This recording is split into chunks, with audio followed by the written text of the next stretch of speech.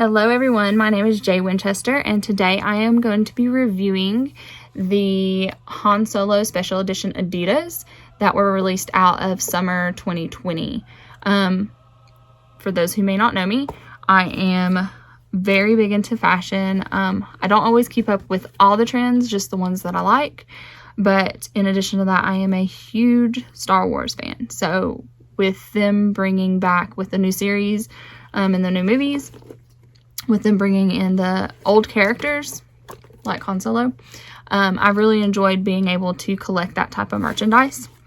I am going to start out by showing you how I started my collection, and I'll show you a little bit of the progression that Adidas has had as far as their launches go.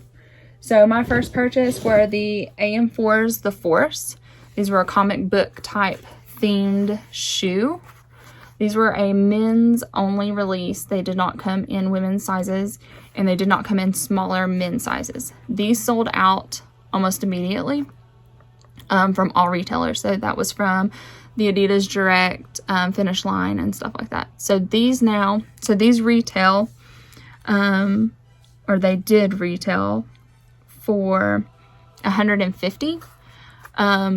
And they are going brand new in the box in certain sizes that were harder to get your hands on. They're going for like $250.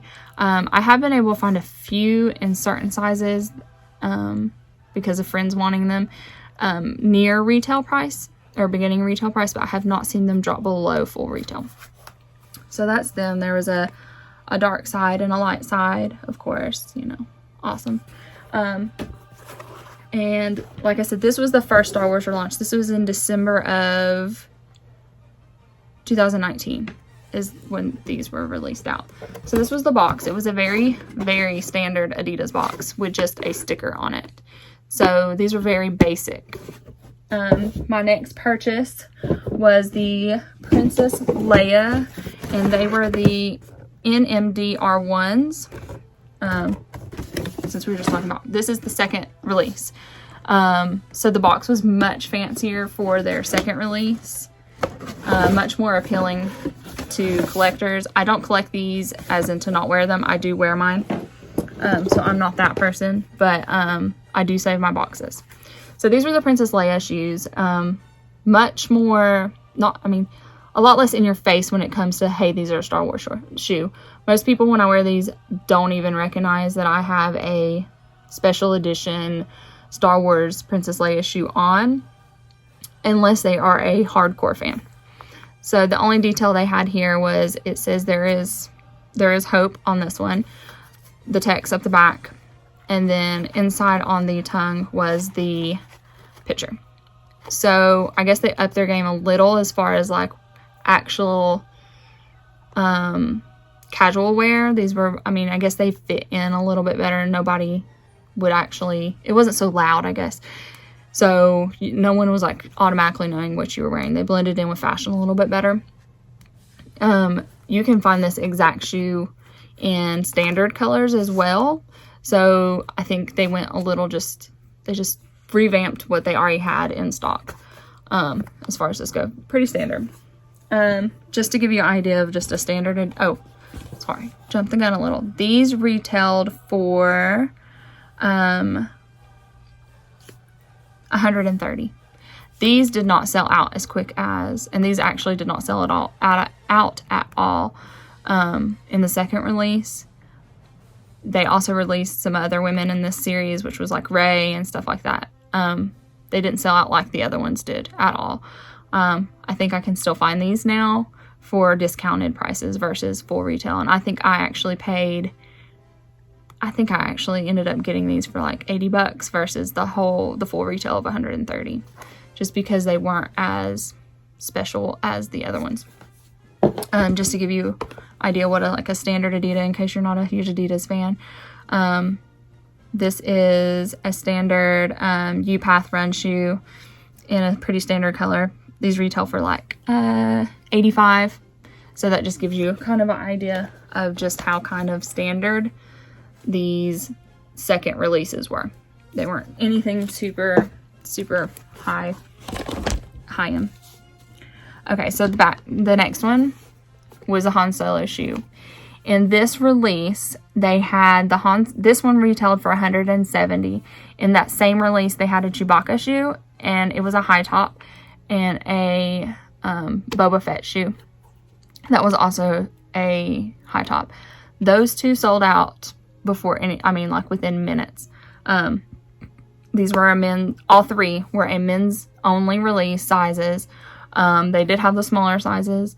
This one ended up selling out later, but it did end up selling out. So I am a huge Han Solo fan. That's why I had to have these. I actually wanted the other ones as well, but these are the ones I stayed up all night to get and make sure I had. But I was a little disappointed once I got them. So let me start with the box. The box is very nice compared to the other boxes. So they did up their game a little. So when they came like this, so you could see the shoe a little bit. You get the decal on the front. It's more of a collector's item. They come out. There's it's fandom all the way around. It did also come with a poster. So, pretty neat, I thought, as we see the progression of the series releases. These were summer, like I said, summer of 2020.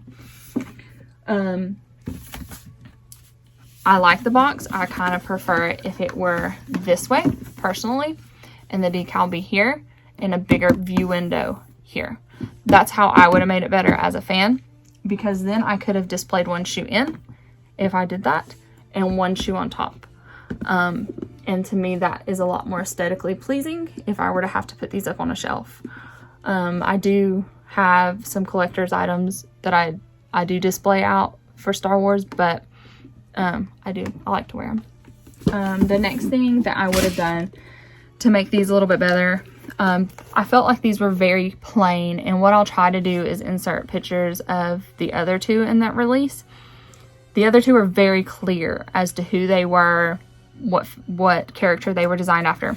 I feel like this one's a little bit harder. I know that Han Solo is he's not very loud like the other ones, but I felt like they could have done a little bit more for us true fans. The buckle does come undone, so you can undo that, and it does have some wording under the leather, it is nice because the other two shoes had no leather on them whatsoever. This has leather here, and then the upper around here is leather.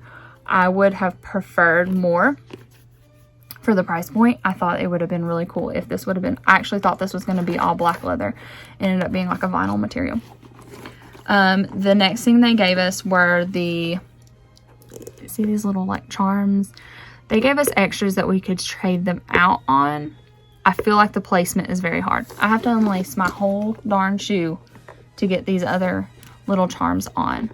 I feel like they could have made that, put it somewhere else, or made it a little different so that it would have been a lot easier to customize.